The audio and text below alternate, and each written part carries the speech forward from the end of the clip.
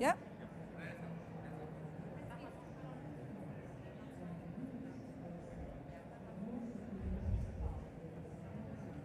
Okay.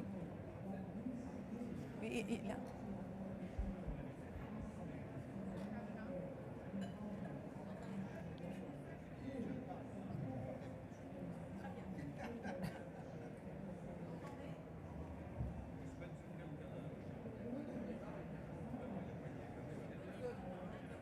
Okay.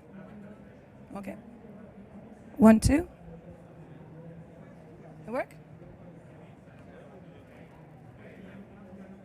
Okay.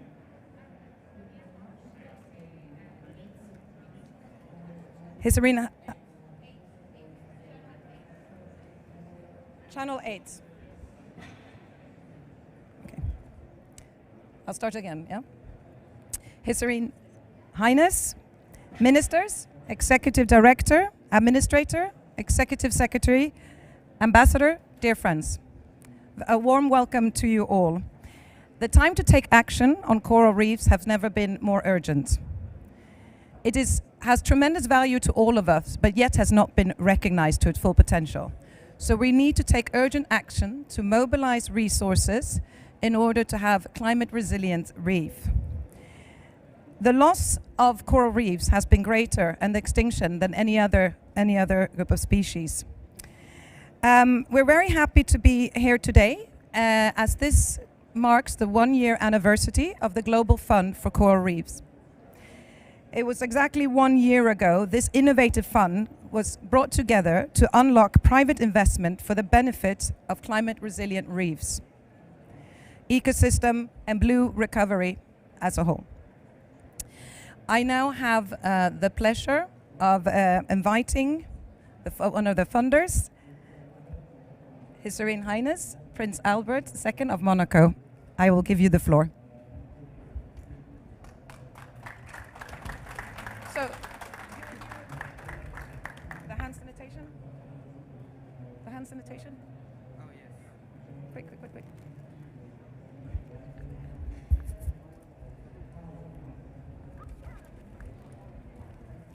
Just be pop.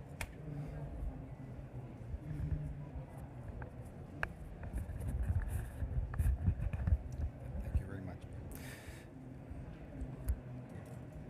Thank you very much, Mina.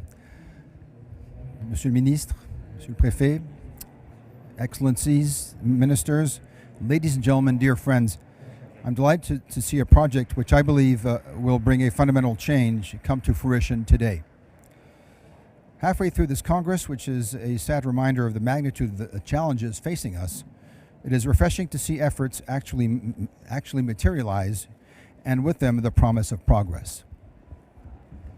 So I'd like to thank all those who made this moment possible, especially the French, German, and UK governments, the United Nations Environment Programme, the United Nations Development Programme, the Paul Allen Foundation, as well as BNP Paribas, and the Pegasus Group.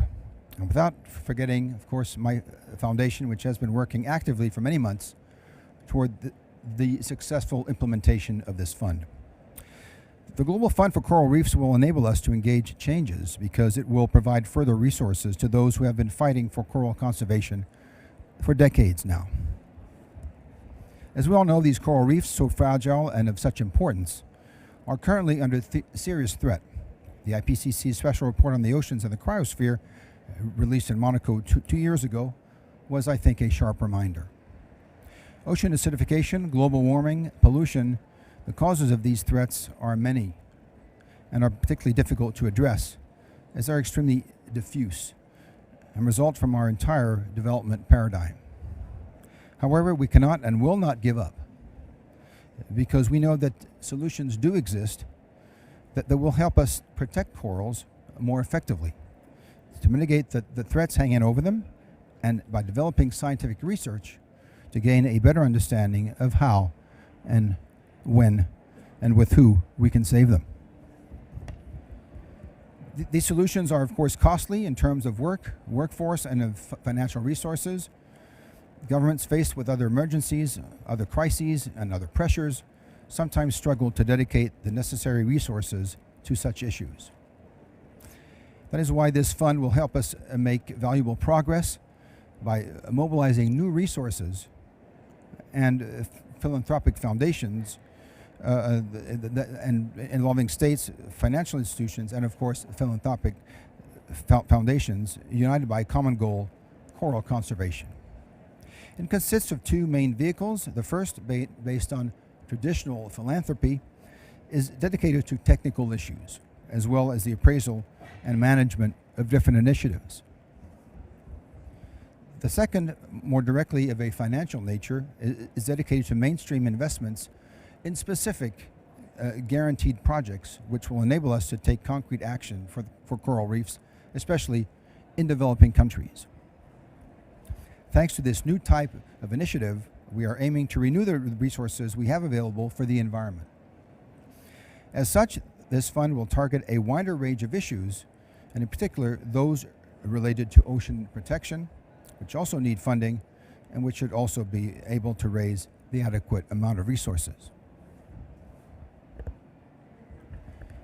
Finally, this fund will provide us with an opportunity to define our strategies more effectively. And in the face of such a challenging and complex issue, the projections of the IPCC, whose seriousness I think is recognized by all, and which, as we've seen, unfortunately, very rarely makes mistakes, indicate that virtually all corals will have disappeared within a few decades. Faced with such a scenario, I feel it is also vital to devote part of our resources to ex situ coral conservation, as the Monaco Scientific Center has started to do with the World Coral Conservatory project. This type of initiative is essential to gain a better understanding of corals before it is too late. To identify corals it is possible to save and to have a chance one day of restoring coral reefs whose survival right now seems so uncertain. So for all these reasons, the Global Fund for Coral Reefs offers us, I think, an outstanding opportunity to look far ahead altogether. This is in itself a victory, one which I think we should welcome today and which I'm happy to share all together with you. So thank you very much.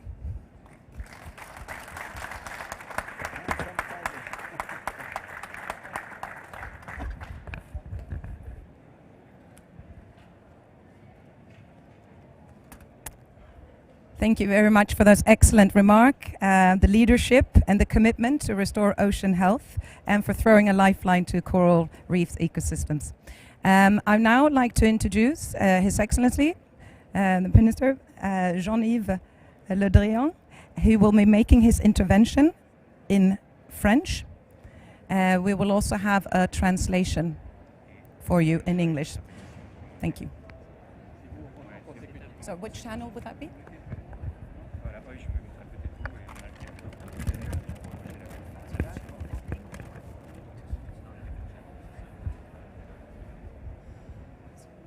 Merci.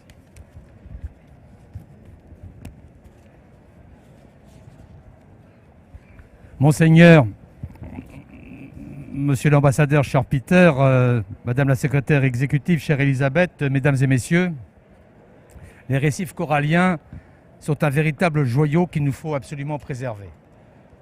His Serene Highness, Executive Director, Administrator, Executive Secretary, Ambassador, dear friends, coral reefs are a treasure we must preserve. Alors qu'ils occupent moins de 1% de la surface de l'océan, ils abritent près de 25% des espèces marines connues.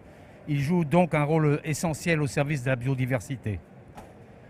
While they represent less than 1% of the ocean surface, they are home to nearly 25% of known marine species and are therefore an essential reservoir of biodiversity. Et ces écosystèmes jouent également un rôle économique considérable. 500 millions de personnes qui vivent de la pêche ou du tourisme dépendent directement des récifs coralliens à travers le monde. They play a considerable economic role. 500 million people worldwide depend directly on coral reef for food through fisheries. Income from tourism. Les récifs coralliens jouent enfin un rôle à proprement parler vital dans la protection des personnes et des biens dans les régions côtières exposées aux impacts des règlements climatiques. In addition, coral reefs play a vital role in protecting people and infrastructure in coastal regions exposed to the impacts of global warming. Car pour ne prendre qu'un exemple, des récifs en bonne santé peuvent briser jusqu'à 97% de l'énergie des vagues avant qu'elles n'atteignent le rivage, ce qui réduit considérablement les inondations et l'érosion des plages. Just as an example, healthy reefs can break up to 97% of wave energy before it reaches the shore, significantly reducing flooding and beach erosion. Pourtant, ces mêmes dérèglements climatiques, vous l'avez rappelé, Monseigneur, il y a un instant, menacent les récifs coralliens. However, such climate change threats are directly subject to affecting coral reefs. Nous savons en effet de manière désormais certaine que les phénomènes de montée de la mer, du réchauffement de la température de l'eau et de l'acidification des océans dégradent les coraux, leur biodiversité et leur capacité de résilience écologique. We now know for certain that rising sea levels, warming temperatures and ocean acidifications are degrading corals, their biodiversity and their ecological resilience. Et le rapport spécial du GIEC est particulièrement édifiant sur le sujet, vous venez de le rappeler, Monseigneur. And the IPCC special report is highly illuminating in this respect, as reminded by His Serene Highness. Alors, mesdames et messieurs, 10% des récifs mondiaux se trouvent dans les eaux françaises. Notre pays a donc une très grande responsabilité à assumer dans la protection de ces écosystèmes. So, with 10% of the world's coral reef located in its water, France has a great responsibility to protect these ecosystems. Et c'est la raison pour laquelle le président de la République, lors du sommet France-Océanie, a rappelé l'importance que nous attachons à cet enjeu et notre engagement de protéger 100% des récifs coralliens de notre zone d'ici 2025. And this is why the French president has reminding during the France-Oceania summit that France is committed to protecting 100% of its coral reef. Au niveau international aussi, des engagements forts sont évidemment nécessaires parce qu'aujourd'hui, la protection des récifs coralliens pâtit d'un fort déficit d'investissement. À titre d'exemple, moins de 0,01% du financement climatique des banques de développement a été alloué aux récifs coralliens depuis 2010. Je dis bien 0,01%. Donc nous devons mieux faire. So at the international levels, we need further efforts. Coral reef protections indeed suffers from a large investment gap. For example, less than 0.01% of climate finance from development banks has been allocated to coral reef since 2010. I repeat, less than 0.01%. So we have to do better. Et c'est pourquoi je salue le travail du Fonds mondial pour les récifs coralliens, lancé l'année dernière par votre fondation, Monseigneur, et par la fondation Paul Allen et les Nations Unies. This is why I applaud the work of the Global Fund for Coral Reef, launched last year by the Paul Allen Foundation and the Albert Foundation and the United Nations. Et je suis fier que la France rejoigne cette initiative avec une contribution de 3 millions d'euros pour prendre notre part à l'objectif de collecter et d'investir 625 millions de dollars dans la conservation des récifs coralliens au cours des 10 prochaines années, en mêlant financement privé et financement public. And I'm very proud to announce today that France is joining this initiative and announcing a contribution of 3 billion euros to this fund, with the hope to invest get 625 million US dollars in coral reef conservation over the next 10 years. Très heureux que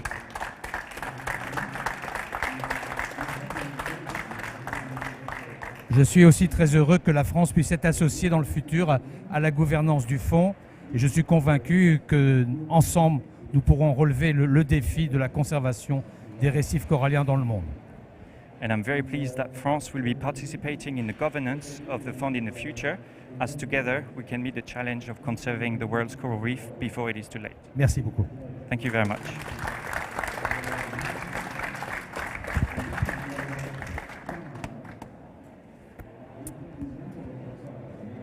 Thank you very much, Mr. Minister, for that generous contribution and your commitment and France's leadership. Thank you very much. We will now move to hear from Inger Anderson, who's the Executive Director of United Nations Environment Programme. So we will be joining us here on the screen. So if you kindly could play the video. Thank you very much. A few weeks ago, the Intergovernmental Panel on Climate Change reminded us that climate change is here and that it spells utter disaster for the world's coral reefs. The world is likely to exceed 1.5 degrees Celsius temperature rise this century. Sea levels will continue to rise. Ocean stratification, acidification, and deoxygenation will continue to increase, and many of these changes are irreversible. As the Intergovernmental Science Policy Platform on Biodiversity and Ecosystem Services, IPBES, has warned, coral reefs are particularly vulnerable to climate change and are projected to decline from between 10 to 30% of former cover at 1.5 degrees warming and to less than 1% of former cover at 2 degrees warming. Investing in the resilience of coral reefs is critical and long overdue. The Global Fund for Coral Reefs presents a huge opportunity for investments in saving this vital ecosystem. The fund brings together a diverse set of actors to roll out sustainable solutions to protect coral reefs. The first round of funding has supported countries including the Bahamas, Fiji, Kenya, Maldives, Papua New Guinea, and Tanzania in developing proposals to strengthen conservation activities. This includes investments in marine protected areas, locally managed marine areas, debt for nature swaps, improvements in sustainable small-scale fisheries and aquaculture, and ecotourism, waste management, and blue carbon projects. It is exactly these kinds of funding models that we need to multiply manyfold to support the implementation of the post-2020 Global Biodiversity Framework that countries must agree on in Kunming, China. Because we must make peace with nature. And an important element of our efforts to end biodiversity loss once and for all will depend on our success in curbing coral reef loss, one of the ecosystems most vulnerable to extinction. UNEP therefore supports submission of the International Coral Reef Initiative to the post-2020 Global Biodiversity Framework.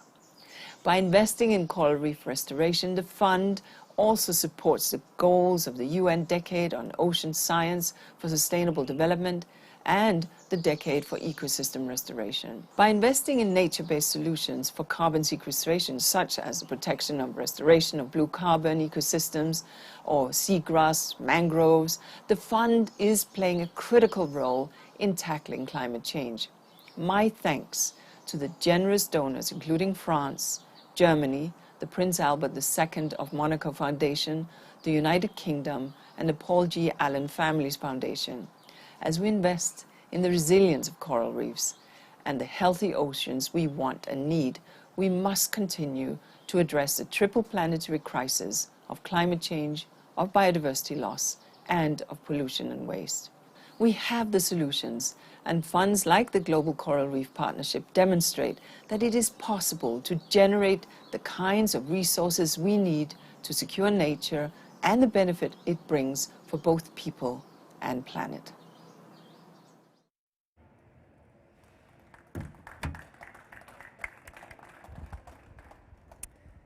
So, thank you very much, Inger, and obviously we regret that you could not be here with us. I now like to thank, before handing over the word to Ambassador Thompson, also to say that the Global Fund for Coral Reef is really helping to leverage both the UN Decade of Ocean Science and the Decade of Ecosystem Restoration. So that's an additional contribution, and I like the fact I highlighted the local communities part of this. Ambassador Thompson, I would like to invite you to give a few remarks. Thank you.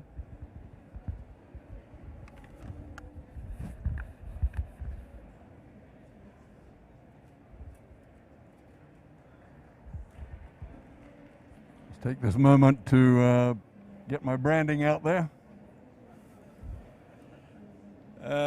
Listen, folks, it's such an honor to have His Serene Highness here with us and the Minister from France. We're not used to such dignitaries in this little space here over the last few days, but having the Prince and the Minister with us really is a huge encouragement to us all in what we're trying to do for coral. So thank you, sirs, for coming. And thank you to the organizers for putting this together. Sylvie, I see you at the back there, Sylvie. Raise your hand when I've spoken for over 3 minutes, okay? It's difficult to shut an ambassador up when he's talking, especially when you come from Fiji like me, and you're speaking about coral, and you come from an island that is ringed by a mighty coral reef. Our existence belongs to the coral. We would not have our towns protected if those mighty coral reefs were not there. The thought that they will not be there is unthinkable to us. We refuse that future. And yet the IPCC tells us at 1.5 degrees we're going to lose 70-90% of coral. And it tells us that at 2 degrees it's pretty much all gone. And that's not the worst of it. The World Meteorological Organization says that we are heading to 3 to 5 degrees within the life of my grandchildren. So this is an unacceptable future, and it is one which we obviously have to change, and that's mainly about altering humans' habits, and that's about going to Glasgow, lowering those GHG emissions from the major emitters in particular. So that's our job. From here, we go to Glasgow and we make the case. And we'll keep making that case until we turn the curve and we start seeing a strong future for coral. I want to just say a word of thanks to ICRI as well, to Indonesia, to the Principality of Monaco, and to Australia for having led ICRI in recent years. I believe there's a handover coming soon to the United States. Just to let them know that we're all in full support of what ICRI is doing. This is our world leader. And on the Global Fund for Coral Reefs, I can tell you that after 4 years of service as the special envoy, there are maybe 5 things where I see just great hope. And one of them is the Global Fund. You know, finally we're getting the kind of money into protecting and restoring coral reefs that we need. And I have already given my support to the fund's approach to the Green Climate Fund for $125 million from them. And I will continue to give that support, and in fact did yesterday in my meeting with the CEO of the Green Climate Fund. So folks, this is a great model for the future, not just for coral, for other things. You know, taking member states, combining them with philanthropies, combining them with impact investors, and in partnership addressing these existential problems that we have. So I can see Sylvia nodding over there. It must be 3 minutes. So I'll conclude on this, which is that you've heard my mantra, no healthy planet without a healthy ocean. And I would add to that, no healthy ocean without coral reefs. 30% of biodiversity of the ocean. So our future as a species is linked directly to coral. And we've got work to do. We can undo the harm that we have done. Let's get on with the work. Thank you. Thank you. Thank you very much. Before we continue the program, with excellent remarks from Ambassador Thompson, I know that the minister will have to leave. So if you could just rise and come up here, we'll take a quick photograph. Because as Ambassador Thompson said, it's a rare occasion, so we'd like to have you all up here and take the opportunity to take a photograph. Thank you. Yeah, if you stand in front of the podium, so you cover it. So, yeah.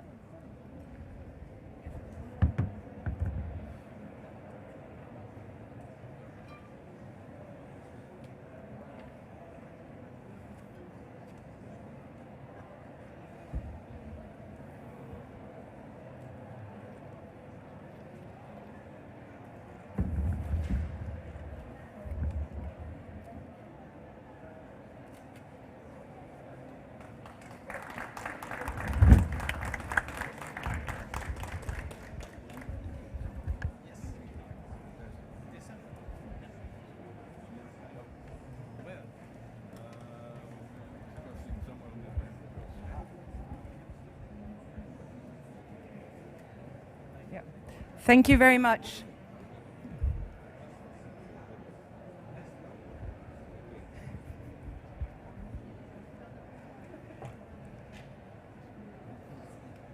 Thank you very much. So we will now continue the program. We're now like to hear from Executive Secretary Elizabeth Marema. Sorry. Wait, okay.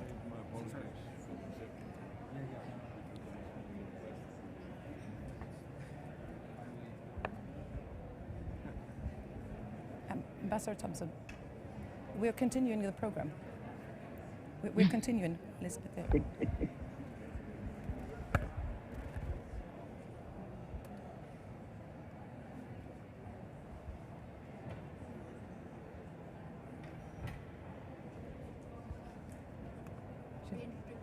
Yes, I did. Can you hear me? Can you hear me? Great. So a very warm welcome. As you can see, we have Elizabeth Maruma Marema online with us. She is the Executive Secretary of the Convention of the Biological Diversity. Thank you very, very much for joining us at this, well, it's not too early hour, but we would very much like to hear from you. So I'll give you the floor. Thank you very much. Thank you very much. It's always difficult to speak after the ambassador, but I will try.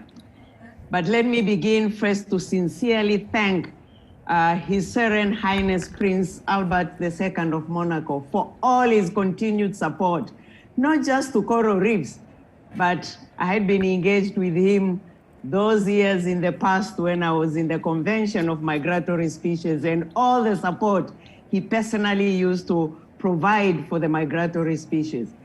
Excellencies, distinguished delegates, as we all know, this is the critical time in the global policy landscape for looking ahead and visualizing what we want for the future of the oceans. Under the Convention on Biological Diversity, our parties, as you know, are currently developing the post-2020 Global Biodiversity Framework, which outlines the new global goals and targets focused on bringing the 2050 vision of living in harmony with nature. Amidst all the discussions on ambitious goals, pathways to sustainability, and vision for the future, we often forget the most challenging part of the story, implementation. Of course, the Aichi biodiversity targets catalyzed impressive efforts to better conserve and sustainably use biodiversity. But in some areas, unfortunately, we moved away from the targets. The scale of challenges faced and the synergistic negative impacts of various pressures means that we need to scale up our efforts. Ongoing trends on biodiversity loss and the lack of achievements of the Aichi biodiversity target are not due to the problems in the targets themselves, nor in our understanding of what needs to be done. Primary reason is the failure to adequately translate these targets into on-the-ground action. Therefore, really pleased to see the development and evolution of the Global Fund for Coral Reefs. As we all know, these fragile ecosystems often reside in some of the poorest parts of the world, underlining the need for more support if at all we hope to turn the tide for coral reefs.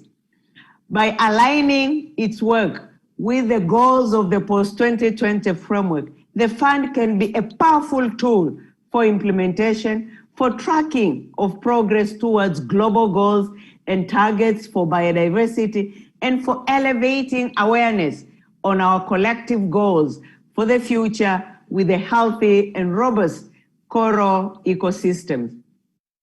Of course, post-2020 framework is just one piece of the global landscape and must be part of the holistic approach across the global processes, such as the climate change, as well as the World Trade Organization. Similarly, this fund will not exist in a vacuum. It needs to be built on the success stories and lessons learned from the world. I really urge and thank parties, donors, and all other stakeholders to take the best use of this fund to catalyze lasting impacts on the ground. We look forward to seeing how far this exciting initiative can take us. And as the ambassador said, there's no healthy ocean without the healthy coral reefs. And equally, without the healthy coral reefs, we'll never bend the curve for biodiversity loss. Thank you very much.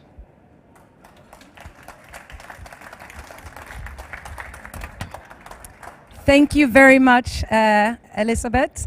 Thank you very much for joining us there and sharing not only your wise remark, but also your enthusiasm and passion, and we can sense it all the way here. Thank you once again for excellent remark. You provided a perfect segue, talk about what it actually comes down to. It's implementation on the ground.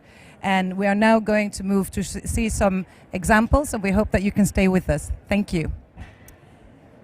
We're now going to see a series of videos that could really demonstrate how these programs work to implement it on the ground. So 2 are in development and 1 has been launched and it's ready. So we will start with the first video.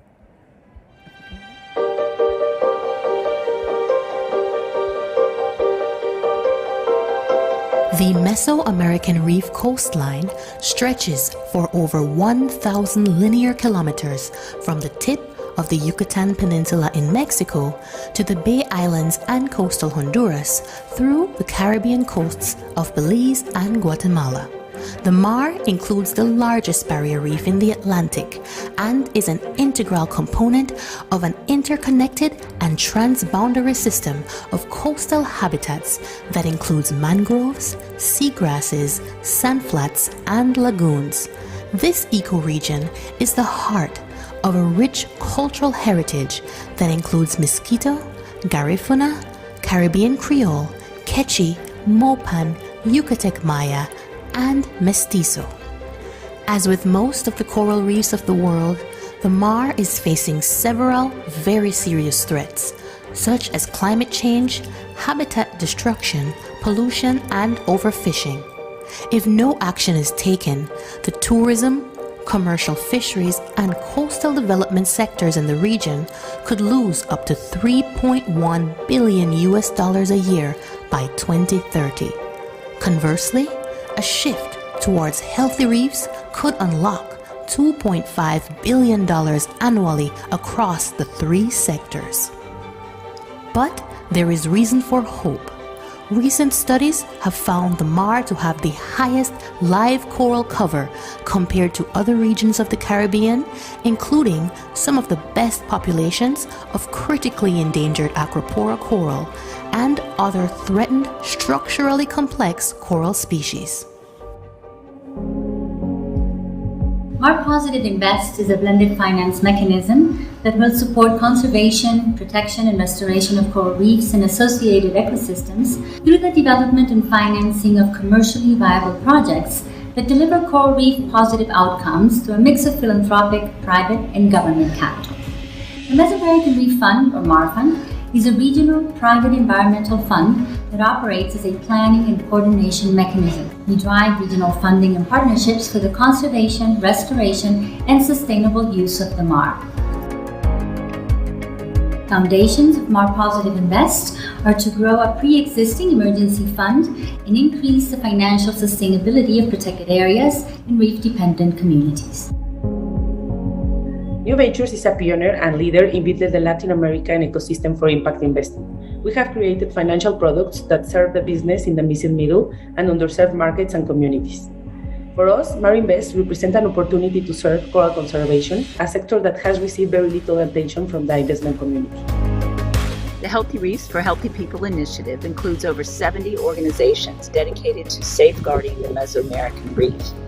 We developed the first coral reef health evaluation framework with report cards and eco audits that evaluate both the ecosystem health and the country's progress in managing it through science-based recommendations. With a network of 127 innovators, the Mar Leadership Program is the largest network of change makers in the region. As part of Mar Positive Invest, we will enable new cohorts of leaders for market-based solutions to conservation that will include investors, donors, public policy officers, and other groups, with the goal of increasing the likelihood of sustained innovation and financing in the Mar.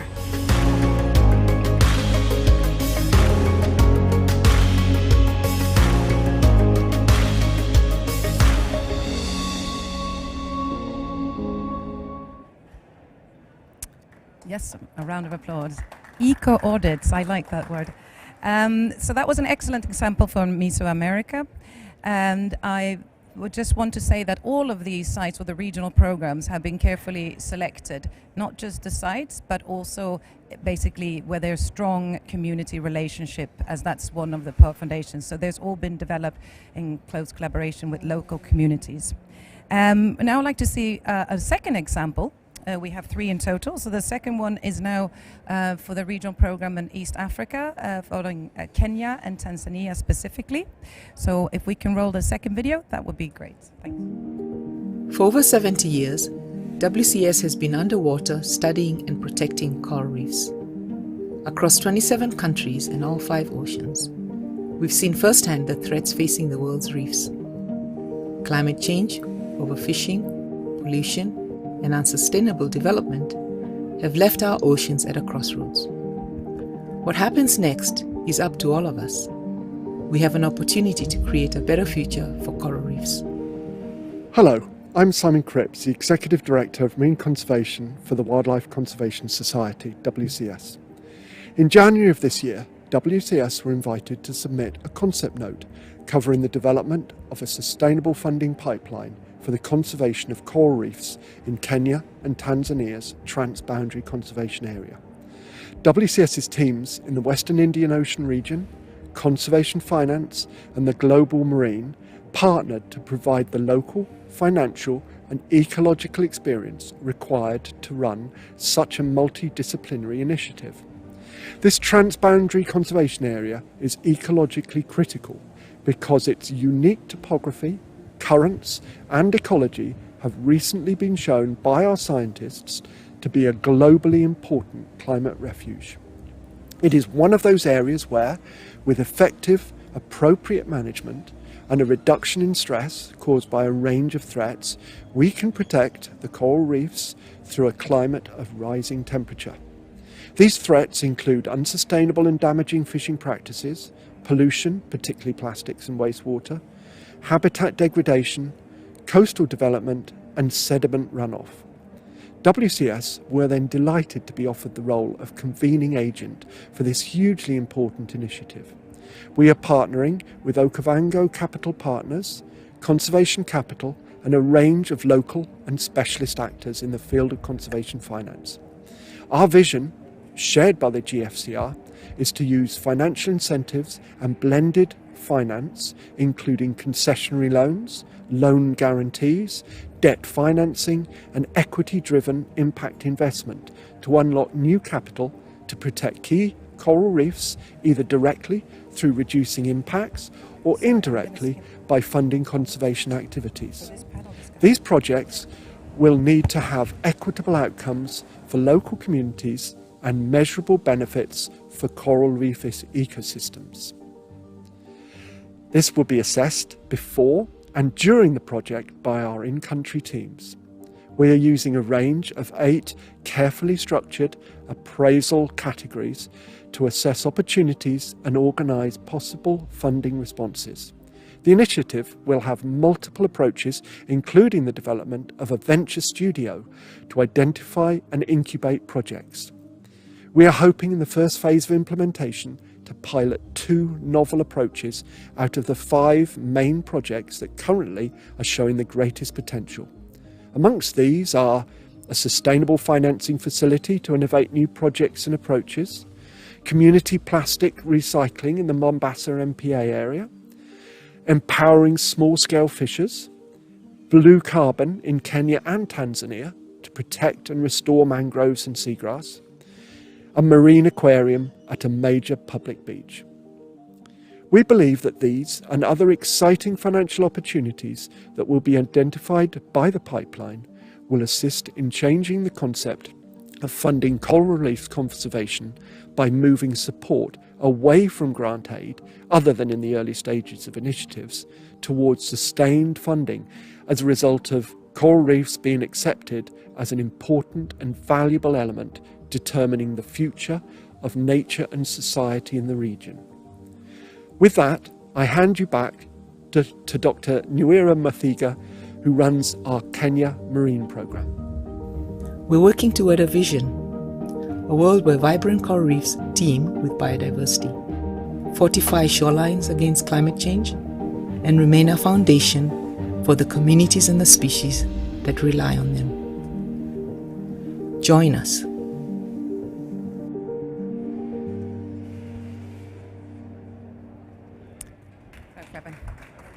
Thank you very much for those excellent videos. Don't we all wish that we were there deep inside? And for the final video, something will feel very home to you, Ambassador. It's from Fiji. So if we can see that as a final example before we move into our panel discussion. Thank you. Fiji has some of the most resilient reefs in the world. Under a 2-degree warming scenario, Fiji's reefs are the most likely to survive. These corals could be used to reseed reefs around the world that have died in 20 to 30 years' time. But if we don't stop the local anthropogenic threats, then these reefs will not survive. In Fiji, we have a problem. We have poor waste and pollution management. We have agricultural runoff. We have deforestation driven by agriculture. We have overfishing. We need to stop these issues if we are going to save our reefs.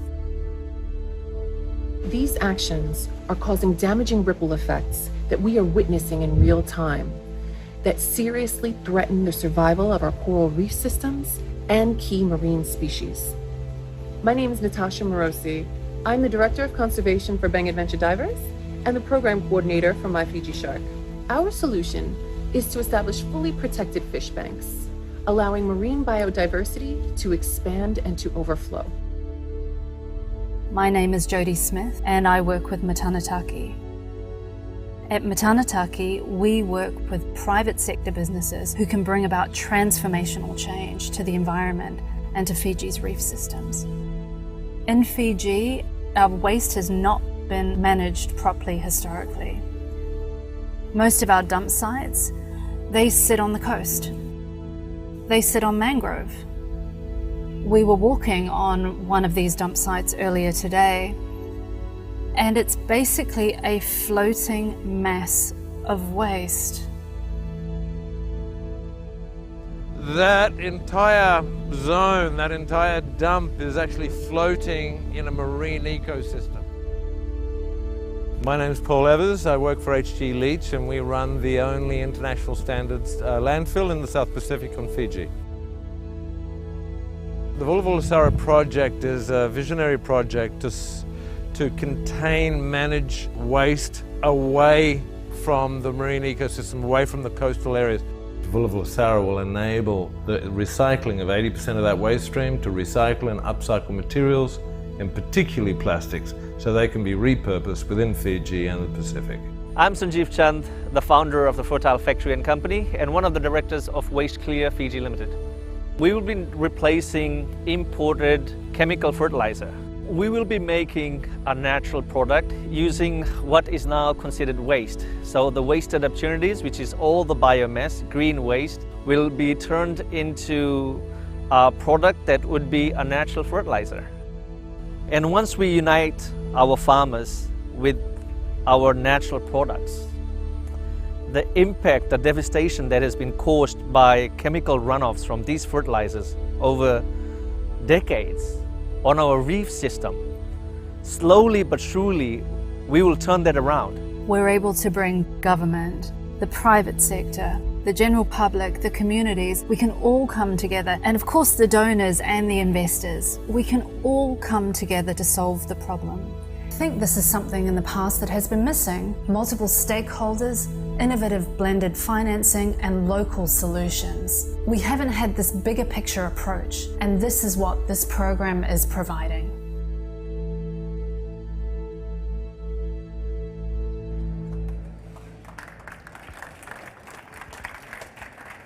Excellent. The very, very concrete examples, and I particularly like the last one, which has been developed already. I now like to invite up our dear panelists, speakers that I have in front of me. If you could just stand here, that's great. On the side, we will have time. So first, here to my right, Angelique Brathwaite, Director, Ecology and Management, co-founder of Blue Finance. Very welcome to you. I also have the pleasure of being joined by Maria Jose Gonzalez, who's the Executive Director for Mark Fund. Please, the floor is yours. And let me see, maybe if you stand over here, it's more appropriate because then I can see you. Or no, okay, you can sit. You can actually have a seat. And lastly but not the least, we also have some other friends joining us here online, and we can see you, we can hear you. We have first to the left, you see Chuck Cooper, who is the chair for the executive board for the Global Fund for Coral Reefs. Very warm welcome. And in addition, Chuck is also the Managing Director of Governance, Community Relations at Vulcan. And I believe also here today you're also representing the Paul G. Allen Family Foundation. A warm welcome to you. Thank you for being with us. And we also have the pleasure to have Craig Kogut, is the CEO for Pegasus Capital Advisor. Warm welcome to you, Craig. And he's also the Pegasus Capital is also the manager for the investment window of the Global Fund for Coral Reefs. We're really pleased to have you with us. Thank you very much. So we thought we're going to have a bit of maybe 10 minutes or so before we close here to have a bit of a discussion, to ask you a few questions. I think we wanted to start by talking about how does the Global Fund for Coral Reef, using a blended finance model, I mean the structure, to mobilize mainstream capital to demonstrate viable revenue models that benefits reefs. Who would like to tackle that one? Should we start with our friends online, perhaps? Who would like to tackle this first? Craig, would you like to go first? Would you like to take that one? Sure. Thank you. I think the videos illustrate very well all the innovation, all the science, and all the effort that's already been done to lead to investment in this critical area.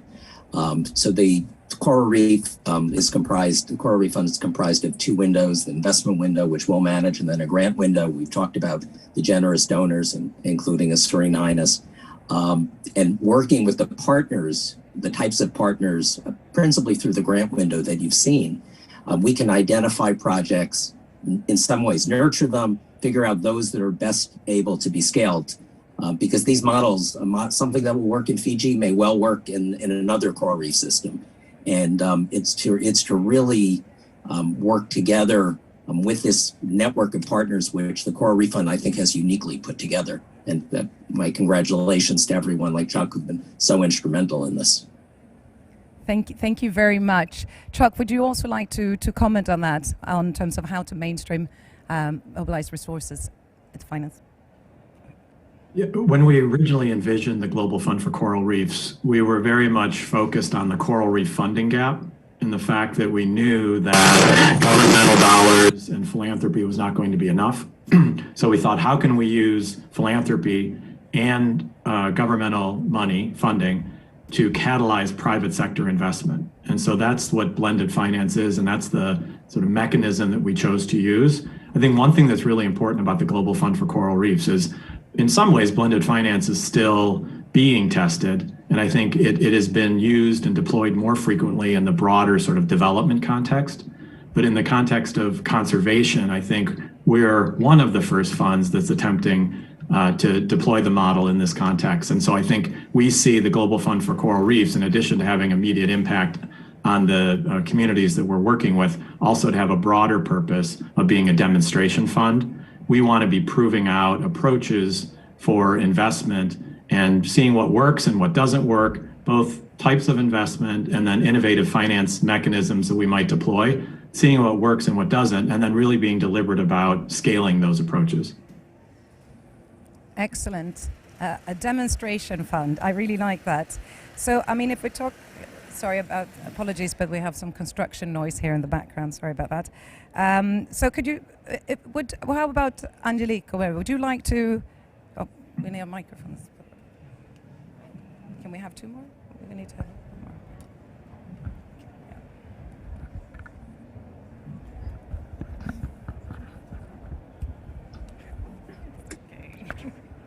Hi. Can you hear me? Okay. Blue Finance, blended finance has been part of our model from the time we started 6 years ago. And as I was sitting here and listening to the speakers, I was thinking, you know, I'm hearing the same story. I've been in this business for a little while as a coral reef ecologist, and I've been hearing the same issues for like the past 30, 35, 40 years. The only thing that is different now and that has given me hope is the introduction of private sector finance in what we were doing before. Before we relied a lot on governments, we relied a lot on philanthropy, and it wasn't working. So what we're trying to do at Blue Finance, and we have received grant funding from the Global Fund, is actually try to build that sort of entrepreneurial spirit within the MPAs that we work with. We work with MPAs, we work at making them financially sustainable, and we do use blended finance not only to carry out the projects, but also to increase that capacity within the people who actually work in the MPAs.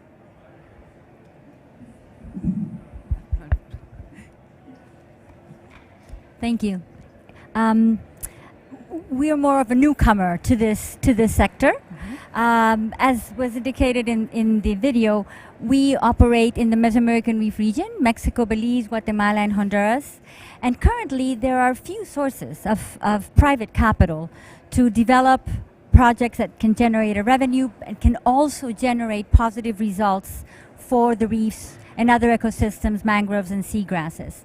So GFCR is just an amazing enabler that allows the development of these projects that and provides grant capital, concessional capital, and commercial capital, and like in a one-stop shop, let's say, right? Because they're all integrated within that system, and that allows us to develop the projects, develop the initiatives, create the alliances, and even search for co-funding. So this is I see GCFR as an enabler for this type of project.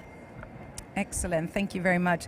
But also, what type of innovative, like reef positive business model can potentially be supported by the Global Fund for Coral Reefs? Can you give an example? I mean, we've seen the videos, but if anyone wants to speak to that, then you have to wave. Okay. We are actually implementing a number of reef positive initiatives. Some of them are they have a direct impact on the coral reef. In other words, others are a bit more indirect. As I mentioned before, I think we all know what we need to do to protect reefs. Many of the MPA managers know what they need to protect reefs. They just need the money to do it. So what I'm going to tell you we're working on is nothing new, I think, to anybody who works in the coral reef field. You know, what we work on is making sure that MPA has the money so they can do the public education that they need to do. So they can go and talk to the farmers and the pig farmers, etc., and work out ways to deal with the outflow.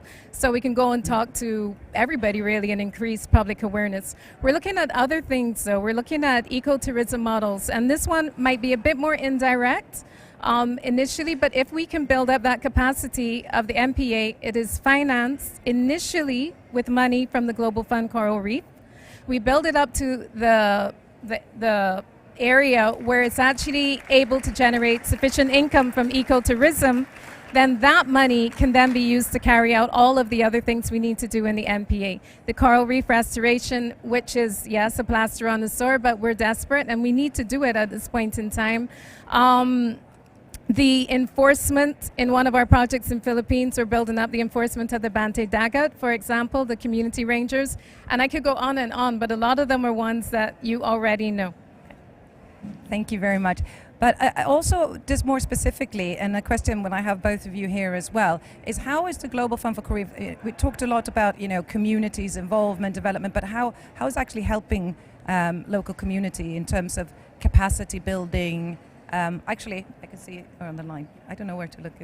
You can see me, Chuck, and so yeah. Okay, great. No, I can see you, Mina. Yeah, great. Okay, so maybe you would anyone like to address the question how the Global Fund for Coral Reef is actually helping local communities or have been developed, but on looking at, for example, capacity building, technology. How is the fund helping that component?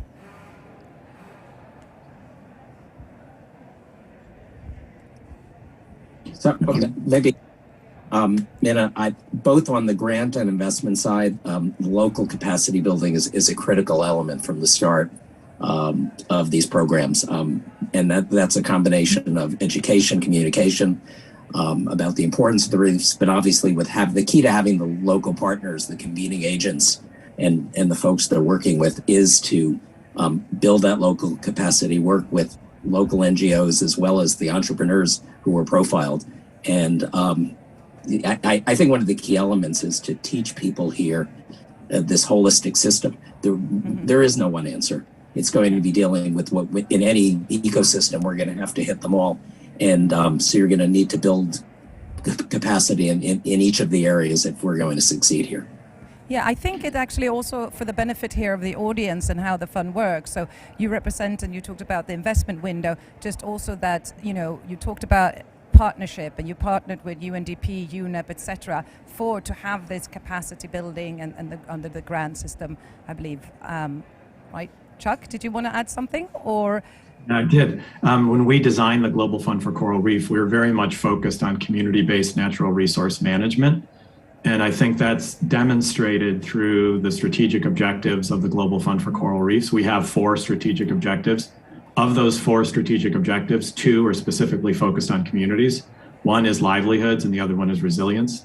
So we're looking to do everything we can both to create employment, create economic growth that's sustainable, but then also very much focused on resilience and being able to make sure that communities are better able to withstand shocks and insecurity. Okay, thank you very much. So I have one final question, because to kind of close the loop, because in the beginning you said that the Global Fund for Coral Reefs really was developed to close the conservation finance gap, specifically targeting coral reef. So do you think that the Global Fund for Coral Reefs, which was, the first one that was launched a year ago, do you think that's going to change the SDG 14 funding landscape? So I'll let you all comment on that. I'll leave you online a minute to think about it. So I'll go to Maria first. Is it going to change the SDG landscape? I think it will. Because there are a few sources of private capital in the region, the target is 30 million for the region, and I think this can initiate and attract additional funding. So I definitely think it can change that landscape. Excellent. Yeah, I agree. I can say nothing different, because we're actually going to use the money that we get from the Global Fund Coral Reef to leverage more private investment for the projects that we're doing. So I would say definitely yes. And Chuck and Craig? Yeah, I would say that the Global Fund for Coral Reefs is the first UN trust fund that's dedicated to SDG 14. And it's also the first blended finance mechanism that's dedicated to life underwater. So I think that getting back to the idea of a demonstration fund, I think it's going to be, we're trying to prove out approaches in the context of the ocean that are going to be sustainable, and that investments are going to be able to have impact, both generate financial returns, but then also have the biodiversity and also climate impact that we're seeking. So I do think that we have an opportunity to, through this demonstration fund approach, and then also learning what works, really focusing on scaling that globally. And I think that's where the real impact can take place. Excellent, excellent. Craig, do you think it's going to... Well, first, I think this is a great set of partners. I mean, as Chuck mentioned, the UN Trust Fund, various elements, folks at UNDP leading, and we've had strategy sessions, which are really just wonderful with how we're approaching things. GCF, Ambassador Thompson, thank you. We hopefully will be at the board and approved with our anchor investor in October. We're going to get some things right.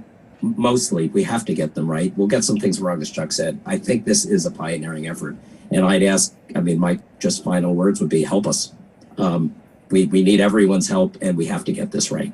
And then this, I think, will be a breakthrough in financing oceans. Thank you very much.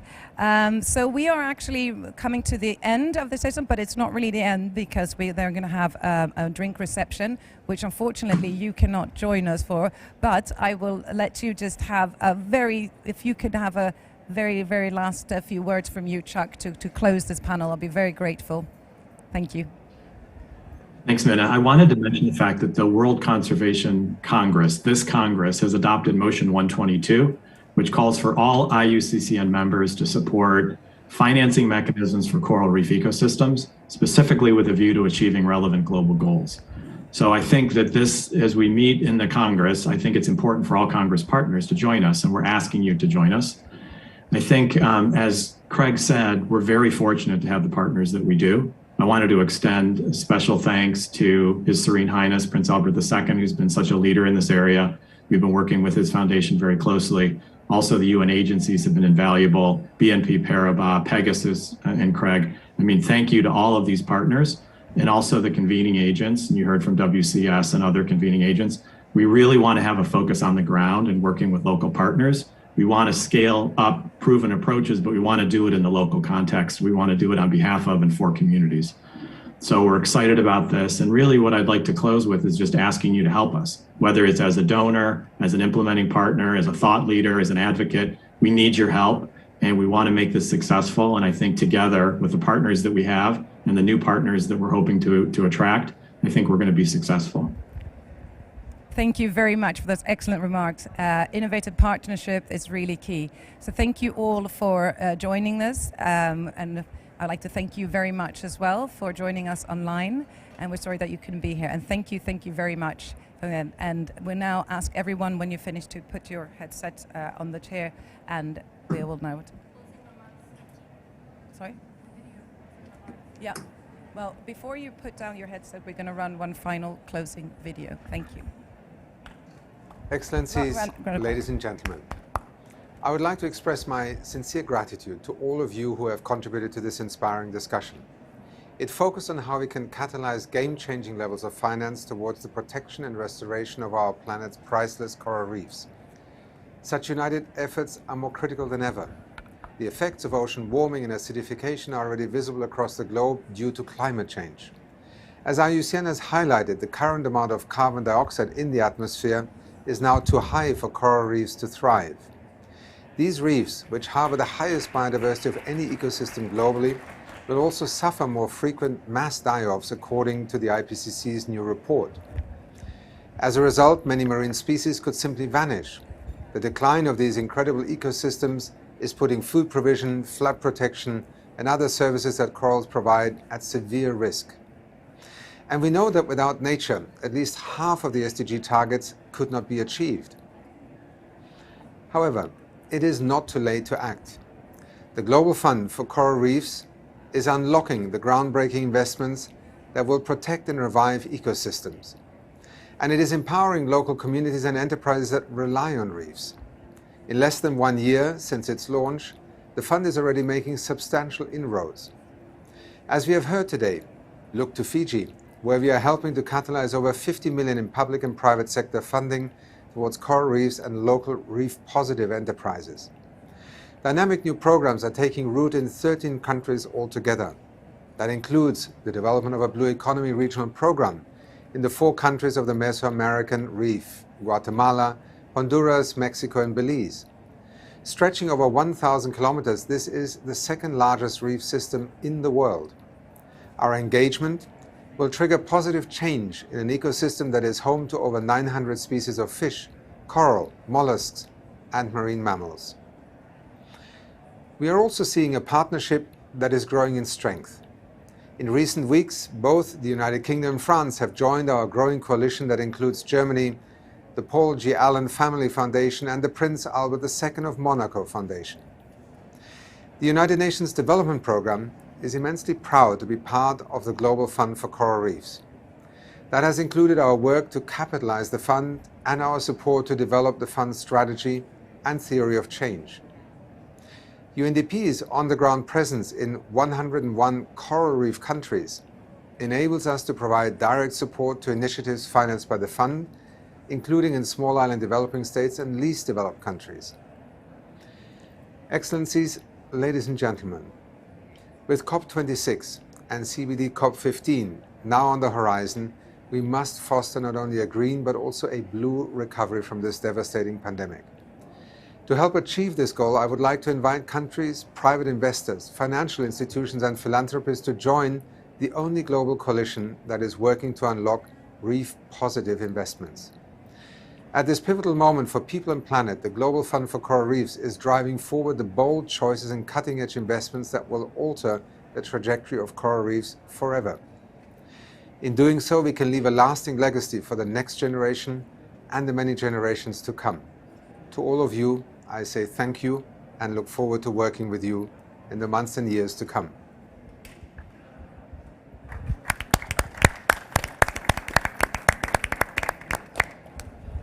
Thank you very much. Thank you all for coming, and we now invite you. Thank you, Your Excellency, Serena, and we welcome you to the front. Thank you. Oh, that was quick.